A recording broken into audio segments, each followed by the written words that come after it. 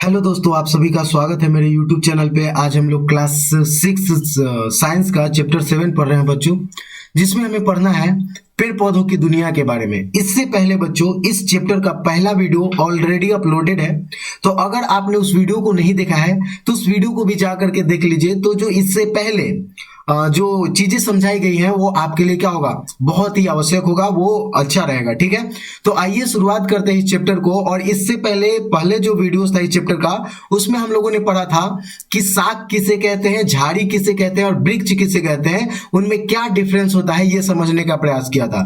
फिर ये भी समझा था कि तना किसे कहते हैं। ठीक है, यहाँ पे आप देख सकते हैं तना के बारे में हम लोगों ने पिछले वीडियो में पढ़ा।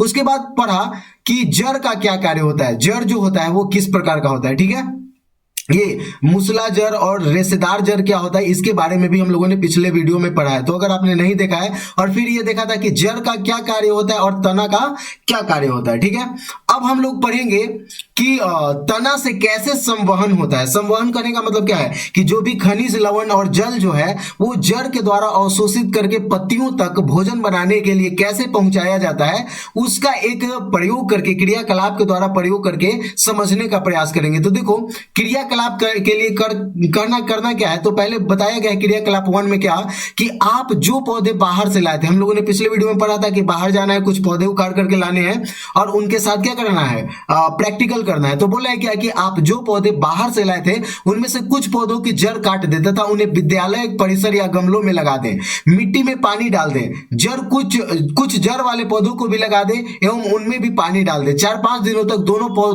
तरह के पौधों को ध्यान से देखें, पता करें कि जड़ वाले कितने पौधे मुरझाए और बिना जड़ वाले कितने पौधे मुरझाए। तो जाहिर सी बात है कि जिस पौधे का जड़ आप काट करके गमले में लगाइएगा वो पौधा क्या हो जाएगा, मुरझा जाएगा या सूख जाएगा। और दूसरा जो पौधा जिसमें जड़ ऑलरेडी मौजूद है, अगर उस पौधे को गमले में लगाइएगा तो हो सकता है वो लग जाए, या फिर कुछ पौधे मुरझा भी सकते हैं, बट मैक्सिमम चांस क्या है कि वो लग जाएंगे। आप पाएंगे कि बिना जड़ वाले पौधे मुरझा जाते हैं और जड़ वाले नहीं मुरझाते हैं। सोच कर लिखिए कि ऐसा क्यों होता है, क्यों होता है। क्योंकि जड़ ही वो एक ऐसी चीज है जो क्या करता है, जल और खनिज लवण को अवशोषित करके पत्तियों को पहुंचाती है। अगर किसी पेड़ पौधे में जड़ नहीं है, जड़ कटा हुआ है, तो क्या वो पेड़ पौधे लग पाएंगे, नहीं लग पाएंगे। ठीक है, अब देखो क्रियाकलाप 2, यानी कि इस जड़ का हमें क्या है, जड़ क्या कार्य करती है वो समझने का मौका मिला। किससे किससे, पहला क्रियाकलाप से। दूसरा क्रियाकलाप में क्या कहता है कि दूसरा क्रियाकलाप करने के लिए आपको आवश्यक सामग्री चाहिए। क्या सामग्री चाहिए, तो पहला चाहिए गिलास, जल चाहिए, लाल स्याही चाहिए, एक साकीय पौधा और एक ब्लेड चाहिए। साकीय पौधा कौन, जो छोटी छोटी है, जिनकी तना क्या होती है, एकदम मुलायम होती है, सॉफ्ट होती है। और झाड़ी का क्या होता है, हाइट तो छोटा होता है बट उसका जो तना क्या होता है, कठोर होता है, पतला होता है। ठीक है, अब देखो, तो साकीय पौधा उखाड़ करके लाना है और उसको उसके साथ प्रयोग करना है। तो कैसे प्रयोग करना है वो देखते हैं। तो कह रहा है क्या कि गिलास को 1/3 जल से भर दे। एक गिलास लेना है इस तरीके का और इसका 1/3 1/3 पार्ट किससे भर देना है, जल से भर देना है।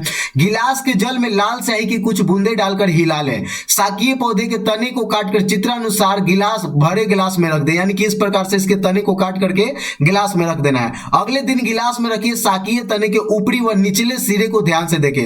अगर आपके पास हैंडलेस है तो उसकी सहायता से देखें, क्या आपको तने के ऊपरी व निचले सिरे पर लाल रंग का कोई बिंदु नजर आता है। तने के दोनों सिरों पर यह बिंदु कहां से आया, यानी कि ये देखिएगा कि रेड रेड हो चुका है। तो बोला क्या है कि कहां से आया, तने को लंबाई में आधा काट कर भी देखे, तने में लाल रंग की रेखा कैसे बनी। अगर इसको निकाल करके आप यहां से कट कीजिएगा, अगर इसको निकाल करके यहां से हम कट करते हैं तो क्या महसूस होगा, हमें क्या पता चलेगा, पता ये चलेगा कि लाल रंग जो है वो तना में क्या है, अंदर तक जा चुका है और उसका एक लाइन बना हुआ है। तो इसके पीछे रीजन क्या है, ऐसा क्यों हो रहा है। तो बोला है क्या कि हमने देखा कि जल तने में ऊपर की ओर चढ़ता है, अर्थात तना क्या करता है, जल का संवहन करता है। तना क्या करता है, जल का संवहन करता है। संवहन मतलब ट्रांसपोर्टेशन करने का काम करता है। इंग्लिश में इसे क्या बोलते हैं,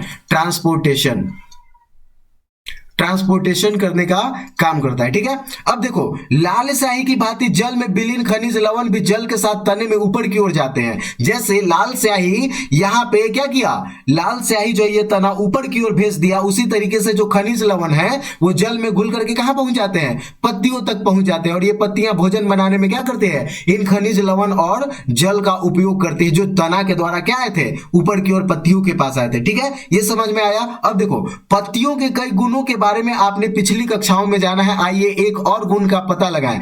पत्तियों की सतह पर आपको नस जैसी संरचना दिखाई देती है। यहाँ पे आप देखिएगा तो कुछ इस प्रकार की क्या है, पत्तियों में संरचना यानी कि वेन्स दिखाई देते हैं, आप देख सकते हैं। ठीक है, पतली पतली ये जो संरचनाएं हैं वो आपको दिखाई देंगी। ये होता क्या है, तो कह रहा है क्या, इसके लिए हम क्या करेंगे, क्रियाकलाप 3 करेंगे। क्या करेंगे, क्रियाकलाप 3। पहले क्रियाकलाप से हमने क्या सीखा कि जड़ का क्या कार्य होता है, दूसरी क्रियाकलाप से क्या सीखा, तना का क्या कार्य होता है, और तीसरी क्रियाकलाप से क्या सीखेंगे कि इकट्ठी की गई सभी पत्तियों में से एक बड़ी पत्ती को एक सफेद कागज अथवा अपनी कॉपी के पन्ने में नीचे रखिए, इसे एक ही स्थान पर दबा कर रखिए, अपनी पेंसिल को तिरछा पकड़िए तथा इनकी नोक से कागज के उस भी भाग को नीचे, जिसके नीचे क्या है, पत्ती है, धीरे धीरे रगड़िए। क्या आपको छाप के साथ कुछ रेखाएं दिखाई देती है, यह छाप पत्ती की तरह है। और बोला है क्या कि पत्ती की इन रेखित संरचनाओं को सिरा कहते हैं, यानी कि जब इसको एक व्हाइट पेज पे क्या करते हैं, पत्ती को रख करके और उसके ऊपर पेंसिल से ऐसे ऐसे ऐसे रगड़िएगा तो पत्ती का क्या बन जाएगा, निशान बन जाएगा, और कुछ कुछ ऐसे ऐसे लाइन भी बन जाएंगे। और ये जो लाइन है इसी को क्या कहते हैं बच्चों, तो इसी को कहते हैं सिरा विन्यास। क्या कहते हैं, सिराएं कहते हैं। क्या कहते हैं, सिराएं। तो हो क्या रहा है कि क्या आपको पत्ती के मध्य में एक मोटी सिरा दिखाई देती है, इस मोटी सिरा को मध्य सिरा कहते हैं। यानी कि ये जो मोटी सिरा है इसे क्या बोलेंगे, इसे मध्य सिरा बोलते हैं। इसे क्या बोलते हैं, मध्य सिरा। और बोला है क्या कि पत्तियों पर सिराओं द्वारा बनाए गए डिजाइन को सिरा विन्यास कहते हैं। यानी कि पत्तियों पर ऐसे ऐसे इस प्रकार के जो डिजाइन बने हुए हैं इसे क्या कहते हैं बच्चों, इसे सिरा विन्यास कहते हैं। इसे क्या बोलते हैं, इसे सिरा विन्यास बोलते हैं। ठीक है, तो सिरा क्या होता है, मध्य सिरा क्या है, ये बीच वाला जो पार्ट है इसे मध्य सिरा बोलेंगे। और बाकी जो अलग अलग सिराएं खींच करके अलग अलग सिराएं जो बनी हुई पत्तियों पे इसे सिरा विन्यास कहते हैं। क्या कहते हैं, सिरा विन्यास। ठीक है, यदि यह डिजाइन मध्य सिरा के दोनों जाल जैसा है तो यह सिरा विन्यास जालिका सिरा विन्यास कहलाती है। यानी कि देखो कह रहा है क्या कि मध्य सिरा के दोनों साइड में अगर जाली नुमा होगा तो इसे क्या बोलेंगे, जालिका सिरा विन्यास बोलेंगे। क्या बोलेंगे, जालिका सिरा विन्यास। और कुछ पत्तियों में ये सिराएं एक दूसरे के समानांतर होती है, ऐसे सिरा विन्यास को समानांतर सिरा विन्यास बोलते हैं। क्या बोलते हैं, देखो इसमें क्या है, समानांतर सिरा विन्यास है। इस प्रकार से आप देख सकते हैं ये क्या है, समानांतर सिरा विन्यास है। क्या ऐसा आपको दिखाई दे रहा है, ऐसे ऐसे नहीं ना, तो ये डायरेक्ट समानांतर एक दूसरे के क्या है, इस प्रकार से सामने सामने सामने सामने समानांतर है, तो इसे क्या बोलेंगे, समानांतर सिरा विन्यास बोलते हैं। ठीक है, क्लियर हो गया। अब देखो आपके द्वारा इकट्ठी की गई पत्तियों में से कोई पत्ती मिली जिसमें सिराएं न दिखती हो, ऐसी पत्ती आपने शिक्षक को दिखाई कि हाँ इसमें है या नहीं है। सिराएं देखने के लिए पत्ती को रोशनी की तरफ करके देखना अच्छा होता है। अलग अलग पत्तियों में सिराओं के फैलाव को देखिए। अब अपनी लाई गई पत्तियों को जालीदार और समानांतर से विन्यासों में बांटे और उनके नाम अपनी कॉपी में बना करके लिखे कि किसका जो पत्ती है वो जालीदार सिरा विन्यास है उसमें, और किस पत्ती में क्या है, समानांतर सिरा विन्यास है। किस पेड़ के पौधों की पत्तियां जालीनुमा होती है और किसकी पत्तियां समानांतर सिरा विन्यास वाली होती है। ठीक है, अब देखो पत्तियों की प्रदर्शनी बोल रहा है क्या कि शेष बची पत्तियों को अखबार या पत्रिका के पन्नों में फैलाकर दबा दे। इन पत्तियों को हर 2 दिन बाद निकाल कर नए कागज में दबाए। कागज बदलते समय पत्तियों को सावधानी से उठाए, नहीं तो वे टूट जाएंगी। कागज तब तक बदलते जाए तब तक की पत्तियां सूख नहीं जाती, और सुखाई गई पत्तियों की एक प्रदर्शनी तैयार करके आप दिखा सकते हैं कि देखिए हमने इस पत्तियों को क्या बनाया, प्रदर्शनी बताया। अब देखो बच्चों जो हमारा चौथा क्रियाकलाप होगा वो ये समझने के लिए होगा, यानी कि हमने तीसरा क्रियाकलाप से क्या समझा, तीसरा क्रियाकलाप से ये समझा कि पत्तियों की जो सिरा विन्यास किस प्रकार की होती है। हम लोग चौथा जो क्रियाकलाप करेंगे समझेंगे उसमें ये समझेंगे कि पौधों से क्या होता है,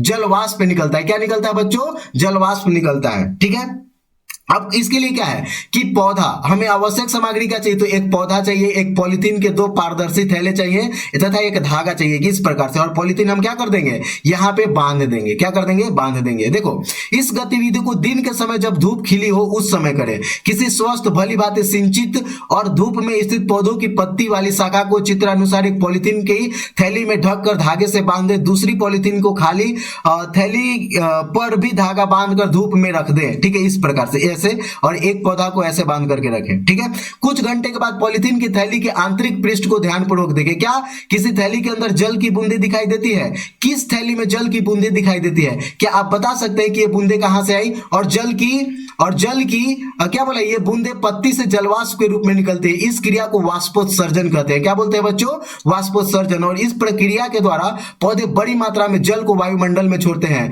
और गतिविधि के बाद पॉलिथीन की थैली को हटा दे। क्या पत्तियों को भी और कोई कार्य है? तो देखो हमने क्या देखा कि दो हमने थैली लिया, क्या किया, दो हमने पॉलीथीन की थैली ली, एक पॉलीथीन की थैली को ऐसे ही बांध करके नीचे रख दिया और दूसरे को हमने पत्तियों के बीच में घुसा करके बांध दिया और देखा कि किसमें जल वाष्प आ रहा है। तो आप देखिएगा कि जिसमें पत्ती बांधा हुआ है, पत्तियों के बीच में जो पॉलीथीन बांधा हुआ उसमें क्या आ चुका है, जल वाष्प आ चुका है, लेकिन ऐसे ही जो छोड़ा हुआ था उसमें कोई जल की मात्रा नहीं है। इससे क्या प्रूव होता है कि पत्तियां क्या करती है, वाष्प को उत्सर्जित करती है, यानी कि जल वाष्प को वायुमंडल में छोड़ने का प्रयास करती है। ये क्या होती है, इससे जल वाष्प निकलता है, ठीक है, और वायुमंडल में चला जाता है। अगर यहाँ पे पॉलीथीन लगा देंगे तो उसमें जल वाष्प क्या हो जाएगा, एकत्रित हो जाएगा, ठीक है।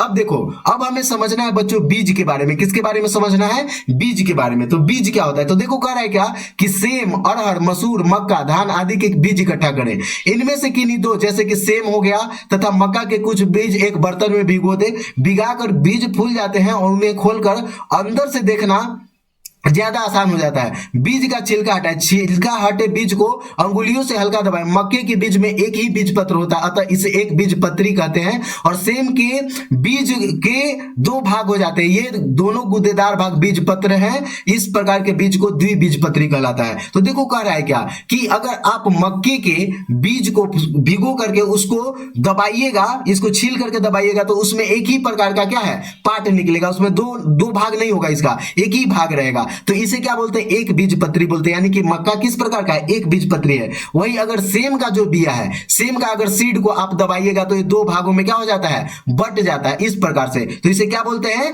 द्विबीजपत्री बोलेंगे। क्या बोलेंगे बच्चों, द्विबीजपत्री। तो ठीक है, यही हमको इसमें क्या था, समझना था, ठीक है। अब आगे देखते हैं, आगे कह रहा है कि क्रियाकलाप 5 करेंगे। क्रियाकलाप क्या करेंगे, 5। और 5 में के लिए क्रियाकलाप 5 करने के लिए हमारे पास क्या होनी चाहिए, तो मक्के और चने के बीज होने चाहिए, कपड़ा होना चाहिए, कटोरी तथा जल होना चाहिए। अब देखो इस क्रियाकलाप को कैसे करेंगे, तो बोला है क्या कि 2 कटोरियां लीजिए, इनमें भीगा हुआ कपड़ा रखिए, एक कटोरी में चने के 3-4 बीज और दूसरी में मक्के के दाने रखिए। जल डालकर कपड़े को हमेशा नम रखिए तथा बीज का अवलोकन करते रहिए। 1-2 दिन में आप देखेंगे कि इन बीजों से उजला उजला चीज निकल आया है, इसे बीज का अंकुर कहते हैं। यानी कि अगर आप सीड को क्या कीजिएगा, लंबे समय तक भिगो करके कपड़े में रखिएगा तो उससे क्या होगा, स्प्राउट निकल करके आएगा, जिसे हिंदी में क्या बोलते हैं, अंकुर बोलते हैं। तो अंकुरित हो जाएगा, वो जो बीज है वो क्या हो जाएगा, अंकुरित हो जाएगा।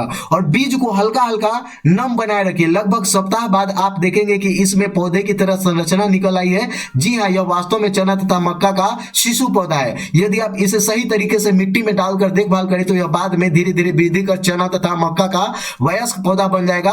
और अब आप अपने खेत में चने के पौधों में क्या कर सकते हैं, लगी फली के अंदर हरे तथा मक्के की बाली, भुट्टा में लगे मक्के के असंख्य बीजों को देख कर क्या निष्कर्ष निकालना चाहेंगे। बीज का क्या काम हो सकता है, यह आप समझ गए होंगे कि बीज पत्र शिशु पौधों को पोषित करता है और शिशु पौधे की वृद्धि के लिए पोषक तत्व तो बीज पत्र में क्या रहते हैं, मौजूद रहते हैं। क्या आप तालिका 7.6 के आधार पर पत्ती के सिरा विन्यास और जड़ में कोई संबंध बता सकते हैं? अपने शिक्षक की मदद से पत्ती, जड़ तथा बीज में संबंध को समझे।